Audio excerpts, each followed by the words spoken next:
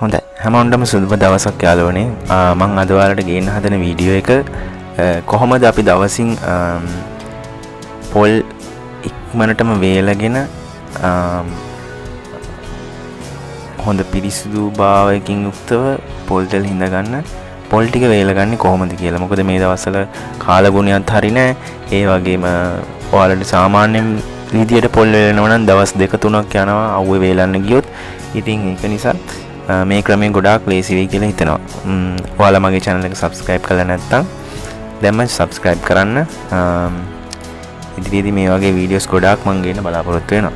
ඉතින් ඔන්න ඔයාලට පේන ඇති අතර වීඩියෝ එකේ මම කරන්න යන වැඩේ මොකක්ද කියලා. ඉතින් මේ වගේ දැල් කෑල්ලක් තියලා ඔයාලා හිඳින්න ගන්න පොල් ටික උඩින් මෙහෙම අතුර ගන්න. ඊට පස්සේ ඒවෙම පොල් එල් ටික යටට දාලා හිමින් මේ වගේ පැය දෙකක් පමණ ඒ රස්නේ සහ දුම වැඩි ඒ විදිහට තියෙන්න අරින්න. ඒ අතරතුර ඔයාලට පුළුවන් නම් වෙලාවක් තිබුණොත් පොල් ගෙඩිය පොඩ්ඩක් කරකැවුවට කරකවලා ඒ වගේ වෙනස් කරගත්තට කමක් නැහැ. මොකද එතකොට නැත්නම් එකම තැන කළු වෙන්න බලන නිසා සමහරවිට ගිනි ගන්න පුළුවන්. දැන් ඔයාලා වෙන කොහේ හරි වෙන වැඩකට ගියොත් ගිනි ගන්න පුළුවන්. ඉතින් ඒක නිසා පොල් එලි ටික හොඳට අතුරන්න තුනී කරලා ওই විදිහට පත්තු වෙන්න අරින්න. හිමිහිට පොඩ්ඩක් ගෙඩි ටික පුළුවන් නම් කරකවන්න. එච්චරයි කරන් තියෙන්නේ. මේ වගේ සාමාන්‍යයෙන් පැය දෙකක් විතර හොඳට රස්නේ වැඩිගෙන එනකොට පොල් ගෙඩියම පැලෙන්න ගන්නවා. පොල් ගෙඩිය පැලුනම ඔයාලට තියෙන්නේ පොල් ගෙඩිය පැලුන තැනින් බෙන් කරලා පොල් ගෙඩිය ආපහු උඩ පැත්ත හරවලා ඒ දැල උඩම තියන්න. මොකද යට පැත්ත හැරුවොත් දුම් මැදෙන නිසා සමහර වෙලාවට පොල් වලට අමුතු සුවඳක් වගේ එන්න පුළුවන්. ඒක නිසා උඩ පැත්ත හරවලා ඒ විදිහටම තියන්න පුළුවන්. දැන් ඔයාලට පේනවා ඇති මේ පොල් එළිය ගොඩාක් වෙලා රස්නේ දෙදී ගොඩාක් වෙලා මෙහෙම පත්තු වෙවි හිමීට පත්තු වෙවි ගොඩාක් රස්නේ මේ හරිය පොල් එළිය රත් වෙනකොට පත්තු වෙනකොට ගොඩාක් රස්නේ දැනෙනවා. ඉතින් ඒක නිසා ඔයාලට පේනවා දැන් සමහර පොල් එළිය පැල්ල තියෙනවා. ඉතින් මේ වගේ පොඩ්ඩක් අතුරන්න හොඳ. නැත්තම් පොල් එළිය උනත් ගිනි ගන්න බලනවා. ඉතින් මේ විදිහට සාමාන්‍යයෙන් පැය දෙකක් කාලයක් විතර තියෙනකොට පොල් එළි ගෙඩි ටික හොඳට පැලිලා ඊට පස්සේ ඔයාලට මේක උඩ පැත්තට හරවන්න පුළුවන් වෙනවා. දැන් මේ ඔයාලට පේනවා ඇති මම මේක පත්තු කර ඉන්නකොට වැස්සක් ආවා. ඉතින් වැස්ස වෙලාවදී වුණත් මම පොඩි පියනක් වගේ දාලා ඒත් රස්නේ. ඊට පස්සේ දැන් මේ පොල් ටික පැලිලා ඔයාලට පේනවා ඇති. ඊට පස්සේ අපිට තියෙන්නේ පුළුවන් නම් ඔයාලට වෙන් කර ගන්න පුළුවන්. නැත්නම් ওই විදිහටම තිබ්බත් ඉබේම පැලිලා ඔක කොහොමත් වෙන් වෙනවා. දැන් සමහර ඒවා පැලමල්දක් තියෙනවා. ඉතින් ඔයාලට වෙන් කරගෙන හරිම ලේසි වෙන් කරගන්න. නේද? මොකද ඔයාලා පොල් ටික වෙනම පළලා වතුර අයින් කරගන්නද මෙහෙම තියෙනකොට සමහර ලෙලි පැලුණාට පස්සේ එහෙමම වතුර යනවා. ඉතින් ඒක මේ විදිය දැන් ඔයාලට පේන මේ පැලිච්ච හැම ගෙඩියක්ම අපි උඩ පැත්තට හරවලා ආපහු තව පැයක් විතර ওই විදියටම හොඳටම ප්‍රමාණවත් මේ පොල් ගෙඩි ටිකේම පොල් එලි ටික ප්‍රමාණවත් මේ වැඩේට. ඉතින් ඒකයි මම දැන් නැත්තම් ඔයාලට තව පොල් එලි හොයන්න යනවා. ඒකත් කරදර වැඩක්. මොකද මේක හොඳට මම ටෙස්ට් කරා. ඔයාලට මේ පොල් එලි ටික හොඳටම ප්‍රමාණවත් ওই විදියට ගොඩක් වෙලා තුනී කරලා හොඳට ඒක රත් වෙන්න ඉඩ දුන්නා නම් පැය දෙකක් වගේ ඇතුළත මේ පොල් ටික හොඳට වේලෙනවා. පොල් ටික යටින් හොඳට වේලනවා. මොකද යටින් රස්නේ වදින නිසා.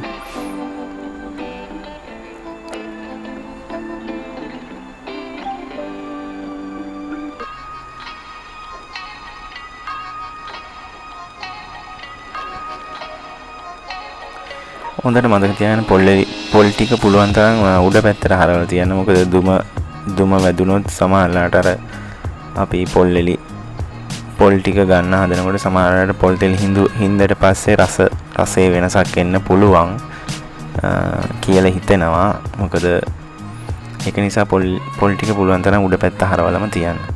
ඔයාලට පේනවා ඇති දැන් සමහර පොල් තන කට්ටින් වෙන් වෙලා තියෙනවා. සාමාන්‍යයෙන් මේක අපි අවුවේ වේලන්න ගියොත් අඩුම තරමේ දවස් 3ක් යනවා. කට්ටෙන් කොච්චර රස්නේ හොඳට තිබුණත් පැය 6ක් අවුවේ තිබ්බත් අපි මේක කට්ටෙන් පොල් මදය වෙන් වෙන්න සාමාන්‍යයෙන් අවුවේ නම් අපි දවස් 2ක් 3ක් අනිවාර්යයෙන්ම තියන්න වෙනවාමයි. ඉතින් ඒක නිසා මේක ඇත්තටම දවස් 2 3 වැඩේ වලට පැය 2ක් උපරිම පැය 2ක් ඇතුළත සම්පූර්ණයෙන් මේක කට්ටෙන් මෙන්න මේ වගේ වලට සම්පූර්ණයෙන් කට්ටෙන් මදේ වෙනකන් තනිකරම පොල් එලි වලින් පත්තු කිරීමෙන් මේක කරගන්න පුළුවන්. ඉතින් සමහර ඒවා ගැලවිලා නැහැ. හැබැයි නමුත් හෙලවෙනවා. ඉතින් ඒ වගේ වෙලාවට පොඩ්ඩක් පොළවේ ගහලා හරි නැත්නම් මොකක් හරි උලක් හරි මොනවා හරි උලක් භාවිතයෙන් ඔයාලට ඒක ගලව ගන්න තිබුණා නම් ලේසියෙන්ම ගලවගෙන ඒ විදිහටම අවුවේ පොඩි වෙලාවක් තියන්න පුළුවන්. ඔයාලට මේ පේන්නේ මම මේක මේ නියනක් ආධාරයෙන් ඒක ගලවනවා.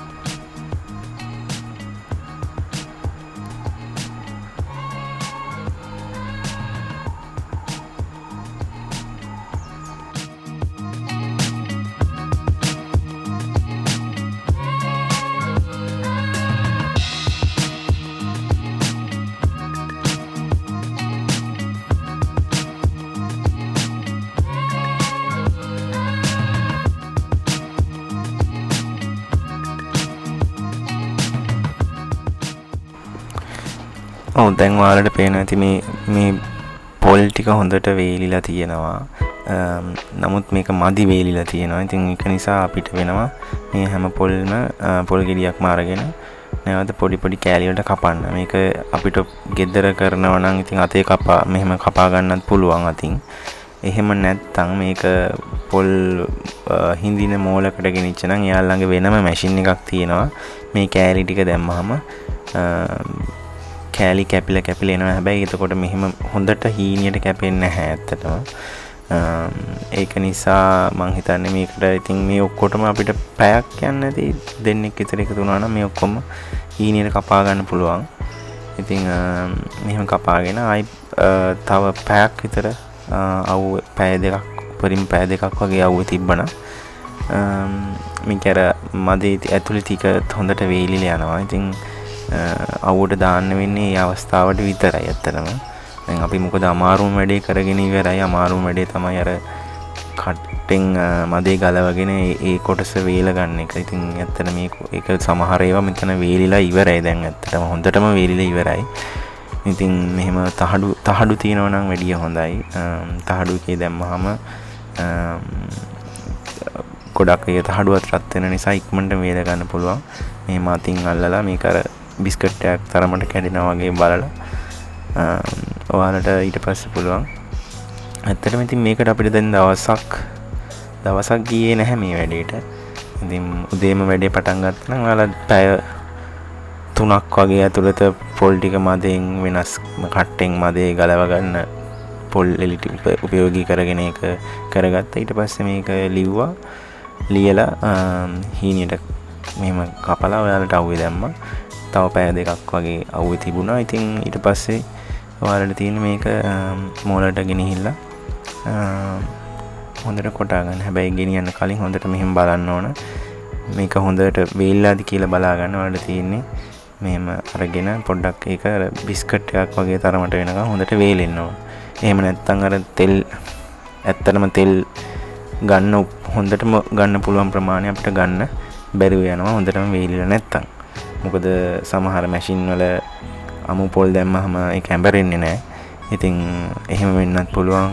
එහෙම නැත්තම් සමහර මැෂින් තියෙනවා ඒවෙන් අර ලිස්සල යනවා. ඒතකොට පොල් එහෙමම කෑල්ලේ පැත්තෙම වැටෙනවා. ඉතින් කින්ද ඔයාලට පාඩුයි එහෙම ගෙනියන එක. ඉතින් ඒක නිසා හොඳට වේලලා මිටි කොලයක දාලා බෑග් එක දාලා ඒ වෙලාවෙම ගෙනියන්න ලෑස්ති කරගන්න.